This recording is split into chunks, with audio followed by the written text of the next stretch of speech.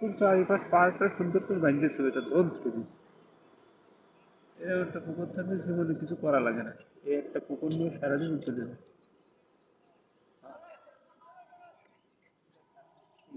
এই তৃতীয় দিনকে নষ্ট হয়ে গেছে, ওরকম বলে উঠে গেছে।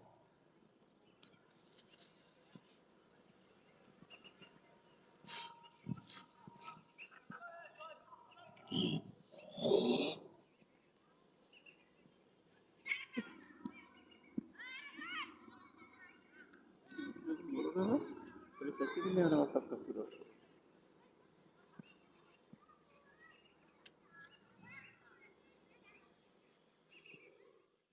কাঁচা খেজুরের রস খেতে চলে আসলাম আমাদের নিজস্ব বাগানে, যশোরে। চলুন আজকে আপনাদেরকে দেখাবো আমাদের খেজুরের বাগান।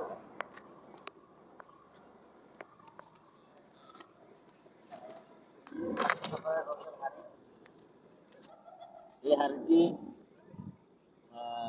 খেজুরের গাছে পাতানো হয় রসের জন্য। আরো আছে, যা দেখতে পাচ্ছেন আমাদের নিজস্ব গাছ। অনেকে ভাবে যে আমরা এত খেজুরের গুড় কোথায় কিভাবে ছাপ্পা দেই, নিজে হাতে তৈরি করি কিনা, ভেজাল ভেজাল মিশাই কিনা। আসলে তা না, আমাদের প্রায় 160টা গাছের কন্টাক্ট আমরা নিয়েছি। আপনারা দেখতে পারেন আমাদের অনেকগুলো গাছ।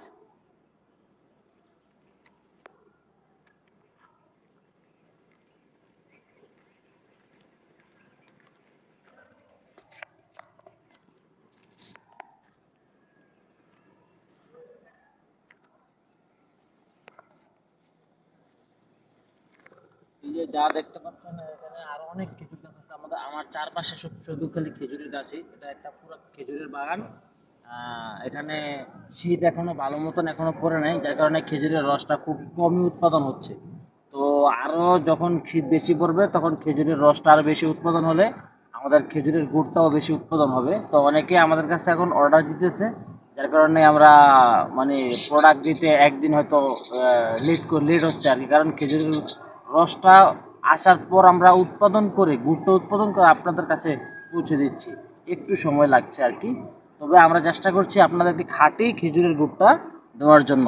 আর আমরা সবসময় কাজ করি খাঁটি পণ্য নিয়ে। চারটা জাল দেওয়ার লেগে আলাদা অফার চলে যায়।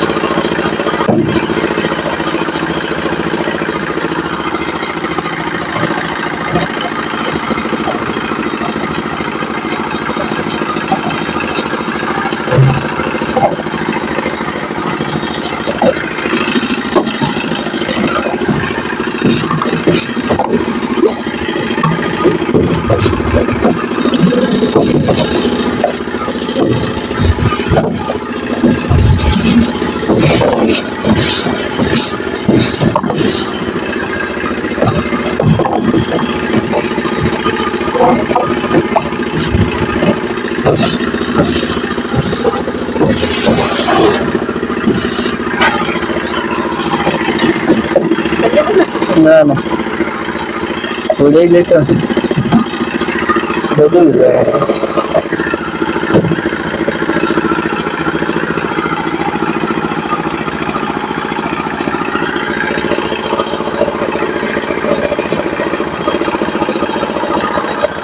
भाड़ा समस्या होते ना।